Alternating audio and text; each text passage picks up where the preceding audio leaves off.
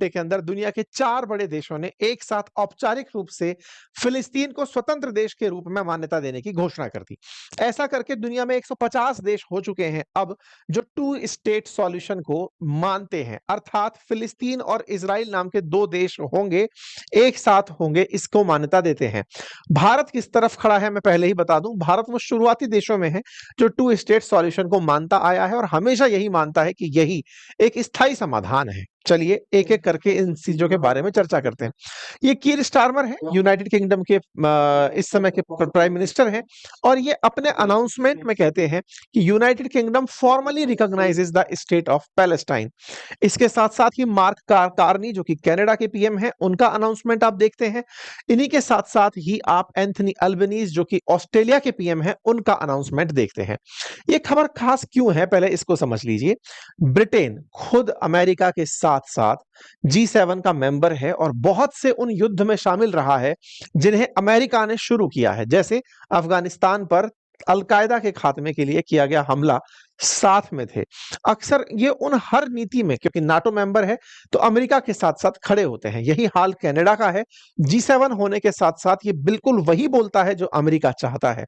Australia बिल्कुल वो देश जो यूके के लिए, जो अमेरिका के लिए यूके को छोड़ सकता है, मतलब ये उस तरह से अमेरिकी भक्त देश है, लेकिन इन्होंने इजराइल का साथ छोड़ दिया है।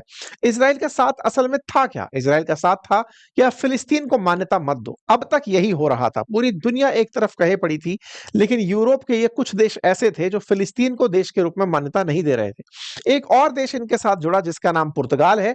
जैसे ही ये अनाउंसमेंट हुआ उसके बाद स्टेट ऑफ पैलेस्टाइन की तरफ से इन सभी को धन्यवाद दिया गया ऑफिशियल अकाउंट्स के माध्यम से। और स्टेट ऑफ पैलेस्टाइन ने बताया कि अब पूरी तरफ से अगर दुनिया में देखें तो लगभग 75% दुनिया के देश ऐसे हैं, कुल 193 देशों में से, जो कि यूएन के अंदर हैं, जो कि स्टेट ऑफ पैलेस्टाइन को मान्यता देते हैं। फ्रांस भी अब जल्दी ही इस मान्यता को देने जा रहा है।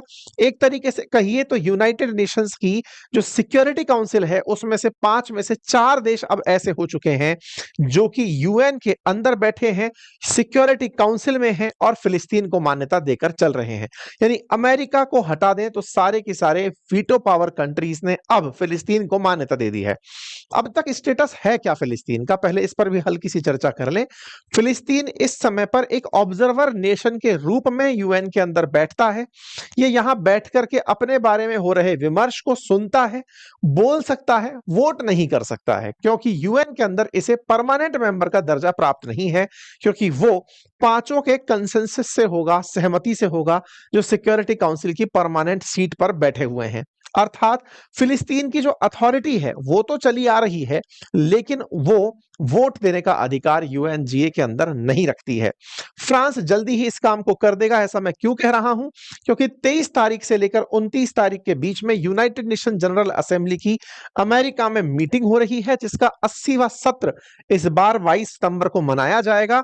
इसके बाद 22 तारीख को ही high level conference on two state solution रखी गई है, यानी कि आज रात तक ही, यानी कि कल शाम को अगर कहें, आपको पब्लिक अनाउंसमेंट में पता चल जाएगा कि फ्रांस ने इसे एक्सेप्ट कर लिया है। एंटोनियो गुटेरेस ने अपने स्तर पर यह जानकारी दी। मैं आपको फिर से याद दिला दूं कि यूनाइटेड नेशंस का जो मुख्यालय है वो अमेरिका में है और उसके इस 80वें सत्र के लिए दुनिया भर के राष्ट्राध्यक्ष जा रहे हैं।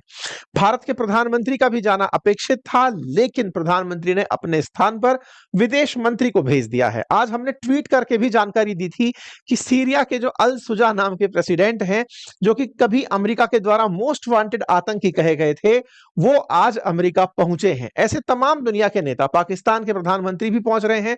यानी यूएनजीए की इस बैठक के अंदर दुनिया भर के नेताओं को हर साल अमेरिका जाना होता है, लेकिन जिन्हें ट्रंप के साथ या अमेरिकी प्रेसिडेंट के साथ बातचीत करनी होती है वो प्राथमिकता से जाते हैं, बाकी अपने प्रतिनिधि के रूप में विदेश मंत्री को भेज देते हैं। भारत ने कुछ वैसा ही किया है, यानी कि भारत ने मैसेज में यह कह दिया है कि हम ट्रंप से बातचीत करने के लिए अभी नहीं आ रहे हैं। ठीक है साहब। तो ब्रिटेन ने फ्रांस से आगे निकलते हुए पहले ही फिलिस्तीन को मान्यता दे दी है। है। मैं आपको थोड़ा-सा इसका ब्रीफ इतिहास बता देता हूँ, हालाँकि मल्टीपल टाइम बता चुका हूँ, फिर से बता देता हूँ। वन्स अपॉन अ टाइम फिलिस्तीन नाम की जो जगह थी, ये कभी ऑटोमन एम्पायर के अधीन हुआ करती थी। 1914 से 18 के बीच चले प्रथम विश्व युद्ध के अंदर ऑटोमन्स को यूके और फ्रांस के गठबंधन ने हरा दिया था और इस क्षेत्र पर कब्जा कर लिया था। यानी हारने के बाद जब ऑटोमन्स को हराया तो ये पूरा क्षेत्र ब्रिटेन के, फ्रांस के कब्जे में आ गया। यानी विजेताओं के हिस्से में आया और हिस्से में पड़ा ब्रिटेन के। ब्रिटेन ने प्रथम विश्व युद्ध के दौरान ही जूस लोगों का समर्थन प्राप्त करने के लिए एक डिक्लेरेशन अनाउंस किया जिसका नाम बेल्फोर डिक्लेरेशन था, जिसमें यह कहा गया था कि जर्मनी के साथ रहने वाले जो जूस हैं, जर्मनी में रहने वाले जो अमीर लोग हैं, जो यहूदी समुदाय से हैं, उन्हें एक अलग देश दिया जाएगा। उन्हें प्रथम विश्व युद्ध के तुरंत बाद एक अलग राष्ट्र की गारंटी दी गई थी। कहते हैं कि इसी के चलते प्रथम विश्व युद्ध में यहूदियों ने जर्मनी का साथ नहीं दिया, जिसका गुस्सा द्वितीय विश्व युद्ध के होने का बड़ा कारण बना था। कहते हैं कि हिटलर की असली जो नाराजगी थी यहूदियों से, वो प्रथम विश्व युद्ध में उनका साथ ना देने के कारण थी। यही कारण था कि यहूदियों को एक अलग देश ब्रिटेन के अश्योरेंस पर मिला। ब्रिटेन के अश्योरेंस के चलते ही मई 16 1948 को फिलिस्तीन में एक नए देश का गठन हुआ, जिसका नाम इजराइल था। आप पूछेंगे 1917 से सीधा 1948 कैसे हुआ? इस बीच में यहूदियों को जैसे ही ये अश्योरेंस मिला, वो दुनिया भर से निकल कर फिलिस्तीन में जाकर बसने शुरू हो गए और एक दिन 1948 में उसे एक अलग देश के रूप में मान्यता दे दी। ये वो बेल्फोर डिक्लेरेशन है जो लॉर्ड रॉशफील्ड के लिए लिखा गया था। कभी रॉशफील्ड की कहानी सुनाएंगे, बड़ी मिस्टीरियस कहानी है, बहुत इंटरेस्टिंग कहानी है।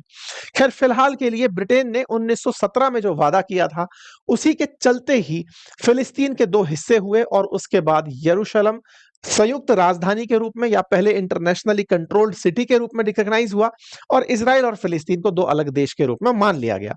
अब बड़ा सवाल यह है कि उस समय जिन दो देशों को स्वीकार कर लिया गया था, फिर यूके वाले पलटी कैसे खा गए इजराइल के प्रभाव में? क्योंकि इजरायलियों के पास जो पैसा था वो अमेरिकियों को पकड़ के चलने के लिए बहुत जरूरी था और ऐसे में इन्होंने समय रहते रहते इजराइल को तो मान्यता देना शुरू किया, लेकिन फिलिस्तीन को किसी तरह से रिकॉग्नाइज नहीं किया।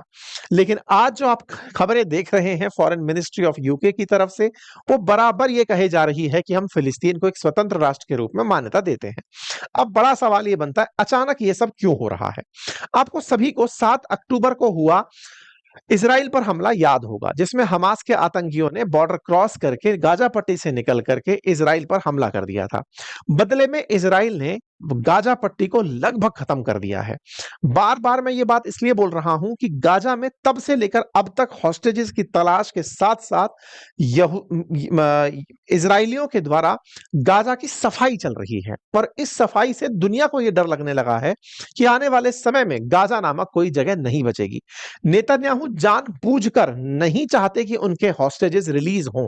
ऐसा मैं क्यों कह रहा हूं? क्योंकि हाल ही में जब शांति वार्ता के लिए हमास के नेता कतर में एकत्रित हो रहे थे, तो उन पर इजराइल के द्वारा ही गोलियां चला दी गई थी, मिसाइल दाग दी गई थी, जो आपने अभी थोड़े दिन पहले इजराइल और कतर के बीच बिगड़े संबंधों के बीच में जानी थी। तब कतर की तरफ से बयान आया था यह कहते हुए कि लगता है कि इजराइल चाहता ही नहीं है कि उसके हॉस्टेजेस जो बचे हुए हैं इस समय गाजा में हैं वो निकलें, क्योंकि वो अल्टीमेटली यही चाहता है कि उन हॉस्टेजेस की तलाश के नाम पर वो पूरा गाजा नीट एंड क्लीन कर दे।